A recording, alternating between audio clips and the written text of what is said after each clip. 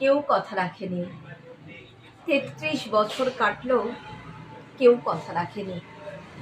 ছেলেবেলায় এক গোষ্ঠমী তার আগমনী গান হঠাৎ থামিয়ে বলেছিল, শুক্লা দ্বাদশীর দিন অন্তরাটুকু শুনিয়ে যাবে। তারপর কত চন্দ্রভোগ অমাবস্যা এসে চলে গেল, সেই গোষ্ঠমী আর এলো না। ২৫ বছর প্রতীক্ষায় আছি। মামাবাড়ির মাঝে নাদের আলী বলেছিল, বড় হও দাদা ঠাকুর, তোমাকে আমি ৩ প্রহরের বিল দেখাতে নিয়ে যাব, যেখানে পদ্মফুলের মাথায় সাপ আর ভ্রমর খেলা করে। নাদের আলী, আমি আর কত বড় হব?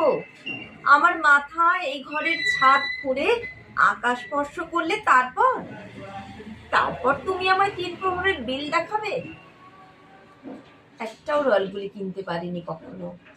লাঠি লজেন্স দেখিয়ে দেখিয়ে চুষেছে লস্কর বাড়ির ছেলেরা।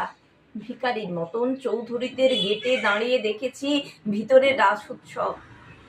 অবিরল রঙের ধারার মধ্যে সুবর্ণ অঙ্কন পড়া ফর্সা রমণীরা কত রকম আমোদে হেসেছে। আমার দিকে তারা ফিরেও চায়নি। বাবা আমার কাঁধ ছুঁয়ে বলেছিলেন, দেখিস একদিন আমরাও। বাবা এখন অন্ধ, আমাদের দেখা হয়নি কিছুই।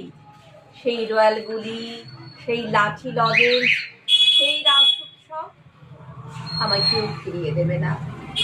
বুকের মধ্যে সুগন্ধি রুমাল রেখে বরুণা বলেছিল, যেদিন আমায় সত্যিকারের ভালোবাসবে সেদিন আমার বুকেও এরকম আতরের গন্ধ হবে।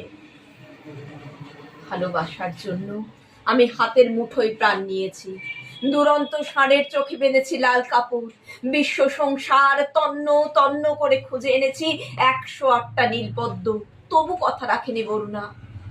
এখন শুধুই মাংসের গন্ধ। এখনো সে যে কোনো নারী, কেউ কথা রাখেনি। ৩৩ বছর কাটলো, কেউ কথা রাখে না।